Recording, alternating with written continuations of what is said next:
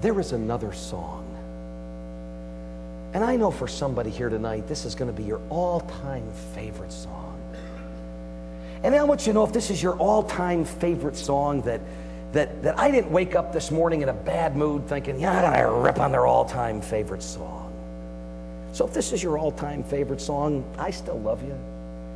Just get a new all-time favorite song. I hate this song. I would rather get into a room, have somebody lock the door, and some old kindergarten teacher run her fingernails down the chalkboard than to hear this song. I am so thankful that no one has sung it yet this week.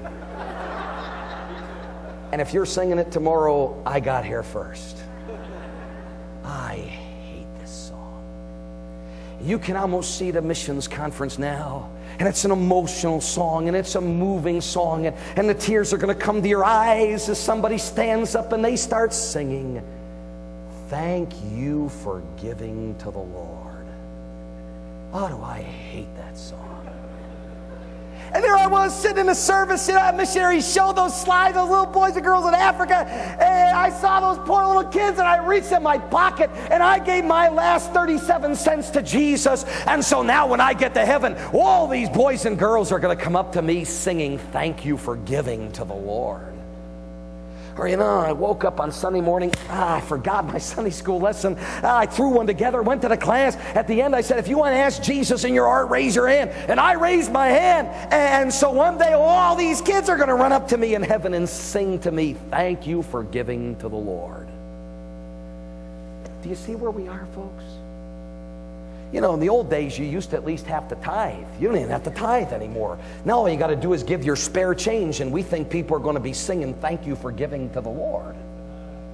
Now, I'm sorry, but I'm quite certain that when we get to heaven, long before we ever get around to singing, "Thank me for giving to the Lord," we may just start with a song like, "To God be the glory, great things He has done." And after a few thousand years of singing to Him, and maybe the Lord's going to stand there and say, "I'd like to introduce you to somebody." And He's going to bring that little widow lady of Luke chapter 21 out. The lady who gave next month's rent. And the little spare change we gave to the missionary to go to Africa is going to really look good then, isn't it? And then here comes John Huss and William Tyndale. And we're going to tell how William Tyndale died for the Bible. And we're going to have to explain how we got 23 Bibles sitting on the shelf collecting dust and we can't even read it every day. And then after that, here come these little ladies from the Ukraine who went to church walking through a blizzard for 45 minutes. And somebody's going to have to explain why, "Well, I don't go to church on Sunday night because I don't drive at night." You see, I hope you really work on a good excuse, because you're going to need one. And then we're going to stand there in heaven, and somebody like Annie Askew is going to be there, and all these people have given their lives for the Lord are going to be there. And we are so audacious that we think that after all these things, because I teach a 20-minute Sunday school lesson, because I gave my spare change to the missionary, that people are going to come singing to me. Do you see what's happened? We have been so bombarded and so surrounded by a compromised Christianity that is not in the Bible that we don't even know what real, reasonable, ordinary Christianity is. Ordinary Christianity is not reaching into your pocket and putting your spare change in a plate.